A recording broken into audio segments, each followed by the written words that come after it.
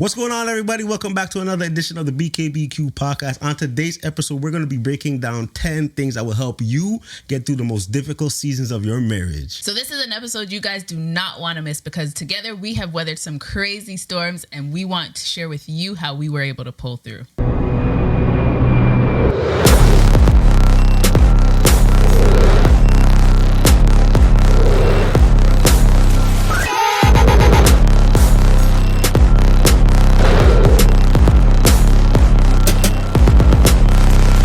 So we came up with 10 things that we think are super beneficial that will really help people get through difficult times in their marriage and or their relationship. And so the first thing we have on our list is communicate openly and honesty. And me, I am super huge on communication. I feel like that is honestly one of the most important things to be able to do, especially if you're in conflict, because if you're feeling a type of way, you need that other person that is in the situation, your partner, to understand exactly how you're feeling, and to be able to communicate that to them will definitely help them be able to steer how they treat the situation or get through the situation with you. Yeah, man. And I feel like going through hardships, it's important that you both know where you're at and where you stand. A lot of situations and especially when you're in a bad season of your marriage, happens when you're not on the same wavelength, you're not on the same page, and you just can't see eye to eye. Somebody's holding in something that needs to be said, right? Sometimes hard conversations need to be had, and if you hold things in, you're leaving room for bad things to happen in your marriage, and you don't want that, right? So I believe that communication is something that is so important. We say it on the podcast all the time. We even have an episode dedicated to communication, I feel. That's how much we talk about communication. Why? Because it has helped us so much. It has helped us tremendously. And even by talking on the podcast, like literally us coming here, sitting down every single week has been therapeutic to us, because now we get to kind of release what's been inside of us and have some conversation that we wouldn't have had if it wasn't for sitting down. So what you can also do is figure out how you can communicate better. A lot of times we hear like, communicate. But what does that look like? To you, it might look completely different than it looks to us. To us, like, we didn't know that sitting down and talking on the podcast would actually help our marriage. We were just like, you know what, we got to talk about our marriage so somebody else could get help. But like, what it actually ended up doing was we sit here and sometimes stuff been on our chest and we just let it out, or stuff that happened a couple of years ago, like Nikki in a couple of last episodes or so was talking about why she did this and did that. I was like, oh, so that's why you did that, right? But it all happened. Why? Because we are communicating with each other, right? And being completely honest. So you don't want to be dishonest, because if there's something that bothers you and you downplay it, it's like, yeah, it's okay, and you're never really truly honest with yourself and your partner about that, you're setting up room for failure. So you want to be able to listen actively, so you're listening to hear what they're saying and not listening to respond. And you also don't want to make any assumptions. Actually listen out to what they're saying and try to understand what they're saying, because that will also help a lot. And also schedule a time to speak. So like, make sure you guys both are in the right mindset to listen to what each other has to say to get what's off your chest. So, yeah. That's good. That's good. All right. What we got next? The next thing we got is seek professional help. And so a lot of us come from backgrounds where we don't really necessarily feel like including other people in our relationships is the right way to go about it, i.e. therapy and those sorts of things, but it definitely helps. What do you think? Yeah, it helps, and to each his own, like that too. I believe that therapy is great because you get things dug out of you that you didn't even know was inside you. You have perspective from another person that's outside of the relationship, so that's good. But I'll say this: make sure you vet who you go to. We've had some therapy sessions and it wasn't the greatest, and to be honest, it kind of like ruined our whole experience of therapy. We ain't never been back. We did 2-3 sessions and we haven't been back. But in our defense, we've been doing a lot of digging individually, and what happened was we found out, okay, things are so good right now, but eventually we will do therapy. I think we're in the pursuit of actually finding someone that can actually, stir things up, and dig things out of us. And because I think that we're forever on a learning journey. I want to be forever learning Nikki, because she's forever changing, right? So we just want to make sure that we're on the same page. But yeah, it can be very, very beneficial to like seek professional help, because if you're in bad times, you might not be able to see your way out of it, but you might hear someone that comes with a different perspective, and that might shift the entire dynamic of your relationship. And, who knows, it could be for the better, right? So I think it's worth a shot. Mm-hmm. I agree. So the third thing we have on this list is practice empathy. And that's pretty much being able to understand and hear your partner's heart and where they're coming from and validate their emotions. So if, for example, you're in a situation where you're feeling very sad, but your other partner is super angry, you yelling and continuously yelling is making the other person cry. It's really not helping. So one of you are going to have to fix up, change up to be able to help the other person, to help you actually receive the information better, to help them get the information out, and just understand they're hurt. They might be hurt by what you're saying, or they might be very angry by what you're saying. Whatever it is, you want to validate their emotion, because everybody expresses how they feel very differently. Like, I could think something super hilarious because it's so stupid, but you could be very upset about it because it hurt you. You know what I mean? And so just validating and understanding where your partner is coming from will really actually help a lot too. Yeah, and on top of that, when you get married, right, you got to realize that it's actually death to self. Mm-hmm. And you're like now building for each other. And I feel like sometimes we put our feelings first all the time, but what we have to realize is that, right, we're not the only one in this, right? So my thing is, if I make sure wifey's good and wifey's always making sure I'm good, together we'll be good. What happens is, the moment you start to say, hey, no, forget you, it's my way or highway or whatever, and put the focus on you yourself, now you dip into her bucket and now you guys are not great. Like, now something is lacking, right? So yeah, you don't always got to be right. Like, it's, yeah, and even if you are right, do it in a way where like you're empathizing with the person, understanding where they're at, understanding what the situation is, and always think, what am I doing? If I respond this way, is it helping the situation or is it making the situation worse? And that was basically essentially point 4. So taking responsibility for your actions. So not always playing the blame game, not always saying, well, you did this, that's why I reacted this way. No, take responsibility for your part in the actual situation that took place and everything else that Dean just said. Yeah, to be honest, like with me, I am super quick to say sorry. Yep. Like, I wish everybody could just like understand the power of that. Like, if you know you're wrong, say sorry. Like, sincerely apologize from the bottom of your heart. Not because saying sorry sounds good, but because you actually mean it. Mm-hmm. Right? A lot of times, like, we have our baby girls and we'll be like, hey, say sorry. They're sorry. But we know they don't mean it. They're just saying sorry because we told them to say sorry. But if you mean it from the bottom of your heart and you recognize that you're wrong, like, it will make the person, your spouse, look at you in a different way because you're not able to own your mistakes, right? And then, yeah, like, I think it's very important. Just be honest, man. Be honest. I love that. Another point we have is spend quality time together.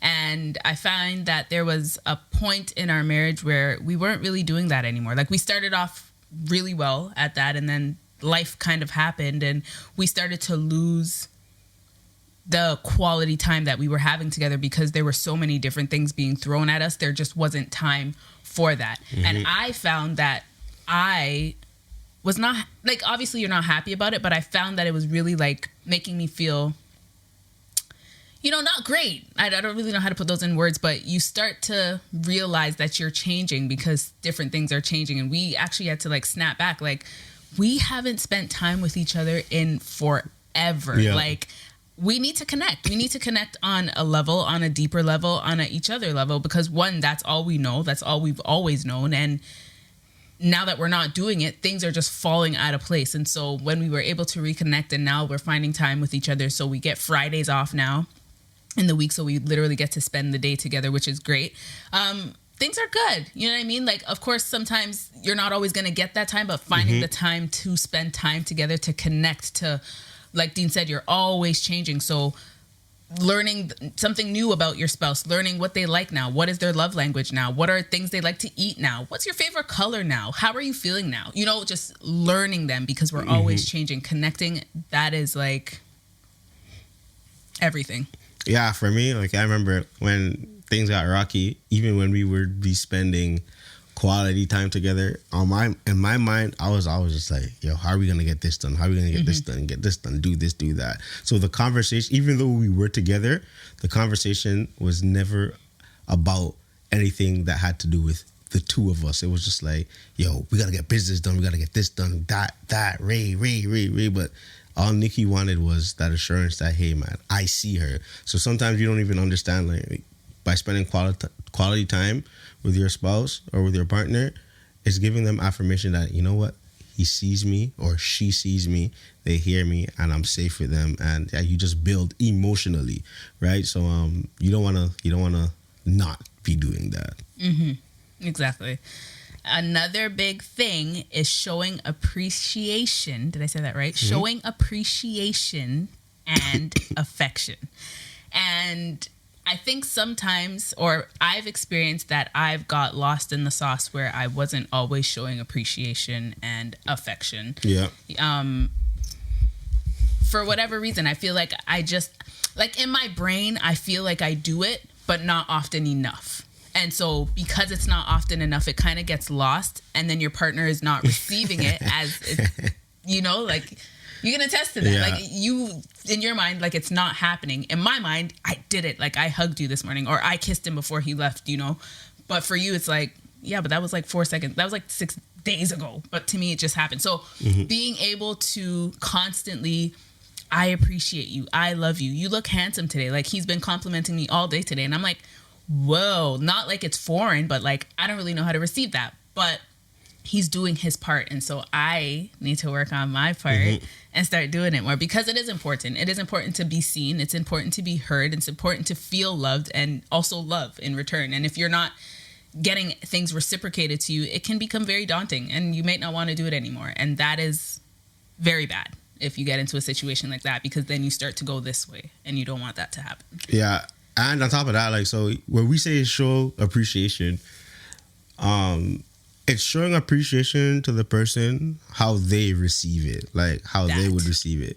Because me showing appreciation to someone and they don't receive it that way doesn't really do anything to the situation, man. Like, so that kind of leads in and ties into like love languages, like understanding how this person receives it, right? Appreciation, what makes them feel good, not just doing what you love to do or how you think they will feel. Do something based on how you know they will feel, like how you know they receive it this way, so I'm going to do it, even though it might not be the way I want to do it, but because I love this person this much, I'm going to show them that. And I know that at the end of it, they'll really feel appreciated, because that's the whole goal, right? For them to feel appreciated, not for you to feel like, hey, like I did this for you and you don't even appreciate it. No. It's not about you in this moment. Like it's really about the other person. So it has to be done on both ends. So it can't just be one person that's going out of their way to do that. Like both buckets need to be filled. So I got to fill hers.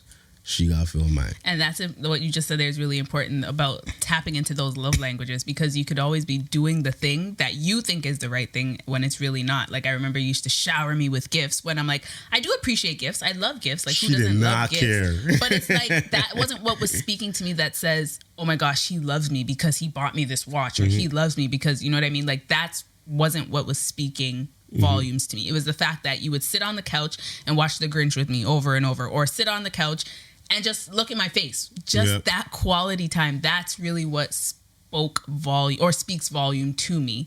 And so understanding your person's love language is top tier. Yeah, it's top tier. You want to go ahead and do the next one? Hope you guys are enjoying these, because honestly, these are the things that really help you push through hard times. Just being able to literally see each other, hear each other, understand each other, and get through these hard times together. Don't fight your way through. You guys can actually do it peacefully and cordially. We are a testament that it can happen. Right. Another point is staying committed. So when I say staying committed, I mean remembering your why. Remembering why you got into this marriage, why you were together, why you believe God placed you together, right? And I think that's very important. We get into things a lot of times, and as soon as we hit a rocky road, we're just like, yo, we're calling it quits. But remember the vows. Like, why did you walk down the altar to meet this man?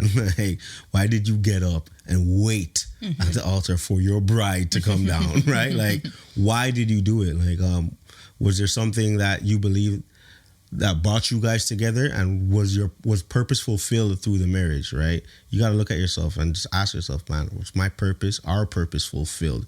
And is there anything that we have failed to do? Like, what can we do better, right? So just always stay committed to each other. Like, somebody in some way, shape, or form, when things get rocky, questions their commitment, or you question the other person's commitment. But if you could just lock in and remember that why, I feel like you'll be all right. Yeah, staying committed. It's not always easy, because Dean actually said this to me early on in like our marriage. He was like, love is a choice. And I was like, what does that even mean? Love is a choice. I love you. Like, what do you mean? But it wasn't until we got into maybe one of our first or second arguments where I was like, what is this? Like, what is going on? Why do I feel like I don't want this? You know what I mean? But it was just like, you have to wake up every day thinking like, I love this person and I want to be in this and I want to make sure that this thing works. So I'm going to keep doing everything I need to do every single day to make sure that we're good and push through and stay committed. So love is a choice, and you have to remember your why in order to stay committed to that choice that you choose to make every single day. Yeah, and it's making that choice every single day. It's not easy, man. It's not easy. Because some days you wake up like, I cannot believe this woman. I can't believe this guy. But yo, you made a vow. You sure You gotta did. honor the vows, man. Unless, you know, things really crazy happen. But you know what I mean? Like, you gotta honor the vows. And I think that's really, really, really, really important. Another thing, guys, that I have here is prioritizing self-care. So like being the best version of yourself so you can be the best version of yourself for the other person as well, right? If I'm not the best version of myself, if I'm not treating myself how I need to treat myself, there's nothing left for me to give her. So we did a thing the other day. It was just like, all right, our thing is we got to get healthy, much more healthier, right? And she's depending on me to be that push, but I've been lacking in that area myself, and it's a part of my self-care. So if I'm lacking in a particular area, I cannot lead myself. I'll never be able to lead my wife in that area. So by prioritizing your self-care, by prioritizing you in some way, shape, or form, you're now saying, you know what? I'm good enough to carry your load if you are down. If you're both not good enough, or not practicing self-care in any way, shape, or form, when those low seasons come, both of you are going to be low at the same time. No one's going to be able to bear the other person's burdens. And then what? Like, and then it's a wrap, right? Yeah. So you got to make sure that you're doing as much as you can to make sure that you are good, so you can show up for that person how they need you to show up for them. Yeah, and in addition to that, like so for example, when I think of self-care, I think of, for me as a woman, I think of getting my hair done, getting my nails done, buying myself an outfit, going for a massage, like doing all of those things that make me feel good as a person. So if I'm doing those things that make me feel good as a person, when you look good, you feel good, right? Your mind is in a better place. When you feel like you look like garbage, you're kind of depressed. You feel low, like he said. So I come into the situation, now we're in an argument. I already feel low and ugly. I'm gonna snap and we're gonna fight where it's just gonna be chaos because I look like chaos and I feel like chaos. But if I'm taking care of myself and I feel like I look good and my brain is at peace, I can actually have the time to be like, okay, maybe you're down. I feel good, so I'm gonna hold us up. We can do this. We can do this together because I have the strength to carry that burden right now. So it taps into your mental health. Just make sure that you are taking care of yourself, because you don't really notice you're stressed until you're actually stressed, or you don't really notice that you're feeling some type of way on the inside until you actually get to this thing that pushes your button. So just make sure that you're always taking care of yourself. Take note of yourself. Do some self-reflections. Take time to just sit by yourself and just relax it out and just get yourself to a good place. Yeah, and that also I think, wow, I was like, I think honestly too, like just showing up, like, and looking good, like, so when we first got married, you know, I was all swaggy, this, that, right? Get married, I'll be like wearing the same hoodie on the road every day, and they could be like, bro, change your shirt. I'm like, I'm married now, I don't care, right? You know, but you still want to be that person to make that your spouse go like, ooh, okay, I see you walk pig. Like, yo, Like today, that red I today. saw Nikki. I was just like, girl, you beautiful, girl. Like, how'd I get so lucky? Like, you know what I mean? Because she's still showing up. Like, she's still trying to get cute, all that good stuff, man. Like, yo, even with men like us, like getting our hair cut a little bit. Like, yo, dog, self-care. You want to be looking all muffy and all that stuff. Just like, bro, like, get that line up. You know what I'm saying? My line up's not that bad right now. It's not terrible. It's not terrible. But, like, you know what I mean? Look, I just got it done last week, so I'm all right. All right. But yeah, just show up, like treat yourself good, so that, like, you know, your partner can also feel good as well. And then my last point is set boundaries. So there are certain things and certain times where things are appropriate, and certain times where certain things aren't appropriate. Like, so I know men who are just like, yeah, we want to do this, we want to have sex, this, here and there, like around the clock, blah, blah, blah, right. But we gotta understand our women's bodies, right? There's gonna be a certain time of every single month, right, where they just might not want to be touched. Like, do not try to force it. Like, sometimes I'll be on it because she's like, no, dude. And at first I used to be like, bro, what? Like, you'll forget this then, yo. This is trash. like, who signed me up for this? Like, this sucks. Like, but then no, it's just like understanding. All right, yo, I understand, like, in and around this time, things begin to shift in their bodies, guys. Like, yo, things start to change a little bit. So you don't want to always be forcing it and making it feel like, yo, it has to be done, like a forceful act. You want to just take your time with them, man. Like, they come around, and when they do, bro, that thing go woo. Right? So, like, yeah, that's what I'll say in regards to setting boundaries. Yeah, I think I can agree with that. And the thing is, I think it only really kind of happened after kids, where like my body's just like, I just don't want to be touched, and I feel mean, and I feel like it shouldn't be that way, but I it's like this thing you can't fight. And so thank you for understanding that. You know, I get it now. 5 years in, man, I get it now.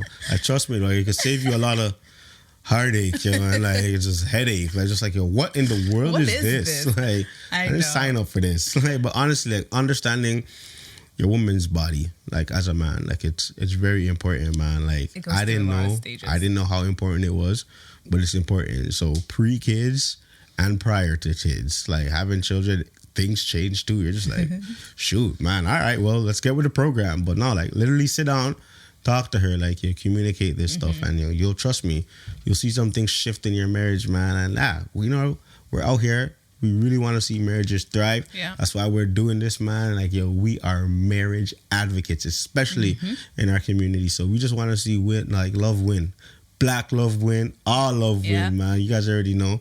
Like, how do you feel? I feel great. I honestly am so happy that we were able to pull through such a hard season of life and still come out smiling, being able to recognize things, tips and tools that we use to kind of help us get through that. Nobody taught us that. You know, we just kind of learned it and tested it out, and they work, guys. These things work. And I'm not saying you guys have to do everything. No, pick and choose things that work for you, that work in your relationship, that work in your marriage, and use them, especially communication. Like, I feel if you're just vocal about every single thing that you're feeling and just be open and honest, I promise you 95% of the arguments and troubles and issues or conflicts that arise, it can be solved so seemingly easy. Like, yeah, and I feel like being honest too, sometimes you gotta ask questions, man. Like, it's not even just about, okay, I don't like this or I don't like it. Sometimes you gotta,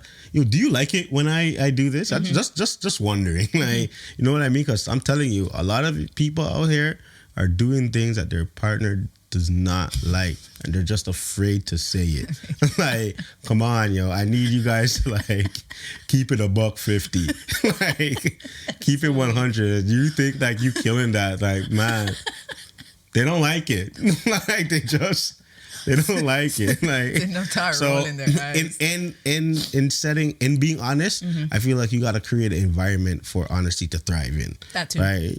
If you're not creating an environment for honesty to thrive in, then I think you're going to set yourself up for failure, and you're going to be living in a lie in some way, shape, or form.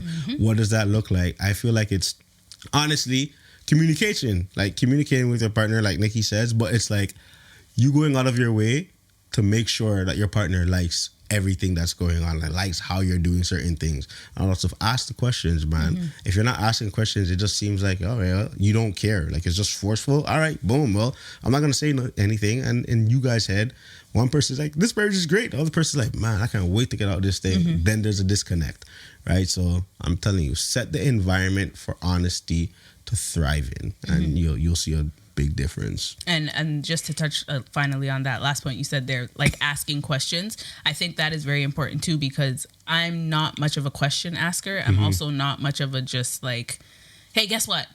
But I'm learning that and I'm growing into it. Dean is very much like, how did you feel about this? Yeah. Did you like this? Like, do you think we should do this differently? Like, he's very inquisitive. So maybe one person in the relationship might be the me who kind of, I will express how I'm feeling, but I won't really ask questions, and the other person will. So maybe taking turns to do that, or just understanding that maybe they won't ever ask questions, but you can ask questions and open up that space. Even in that, man, like I feel like, buddy, it's a give and take. Like, no, like it's not even like a give and take, but it's like I feel like it's a give and give. You both gotta give. Like in marriages, you're always going to be changing. You're always going to be evolving. True. There's always room for growth. So if you're not a particular way right now, doesn't mean you never have to be that way. I feel like, we go into this, and like I've even said it before, like, yeah, man, like how I marry you here today, if you never change, I would be all right. But come on, yo, in life, like everything grows. Yeah. The whole point of life is for you to grow. You go from being a baby to an elderly person, and then you transition, right? Point blank period. In a marriage, in a relationship, the intent is for it to grow. We have to be leveling up. If we're not, then there's going to be some type of problem. If one person is growing exponentially faster than the other person, or if that person is just remaining stagnant, there's going to be trouble. Like, so even saying like, what if they may never ask? No, I think your job is to like grow to get there. Begin to ask questions. Don't stay in that mindset where I don't ask questions. I never ask questions. I'm not going to do that. No, you're hindering your relationship from thriving, yo. So like, yo, just always have that growth mentality, the growth mindset. Like, I am evolving. I have to grow for this marriage to grow, for us to be better. Oh, that's true, actually, because I have gotten much better. Yeah, exactly. So like, don't give me that, girl. I have gotten much better at asking questions and just being open. And well, this is how I felt, so I thought I should let you know. And yeah, don't take it the wrong way, but this is kind of how it is. But some people might still be shy in their marriages, you know? I was very shy for a long time. For what? I don't know. He's my best friend, but like in what ways? It's like, shy to just like be vocal and like open up, like, hey, how do you feel about this? Yeah, and I remember because we had a couple come here and they prayed for us, and the lady specifically told you, use your voice. You don't understand how powerful your voice is. And I think that's when things began to change. Like, yeah, you started to be like, no, Dean, no, we shouldn't do this. I'm like, what are you talking about? We shouldn't do this. She told me to use my voice. Yo, literally, so I kid you not, man. I wanted to do an event, yo. And I was like, yeah, Nikki, let's do this event. And Nikki was like, nah, Dean, I don't think you should do it. But in my way, I'm just like, what are you talking about? We should do it big. Let's go with this. Let's do that. All that good stuff. Wasn't happening. I had to go back to Nikki. I said, I learned my lesson. Like, let me calm down and listen to my wife. Because like, sometimes they got the plug that you need. You're just too ignorant trying to be like the big boss and all that stuff. Relax, big fella. Like, wifey was right. Like, so I had to humble myself, approach her, and apologize. But you guys already know what time it is, man. We're coming to the end of this episode. We hope you guys enjoyed it. Hope you guys got something from it. And just always remember, there's an entire audience out there waiting on your yes. Right? So waiting for the best version of yourself so they can gain from your story. We love you guys, and that's our wrap. Peace.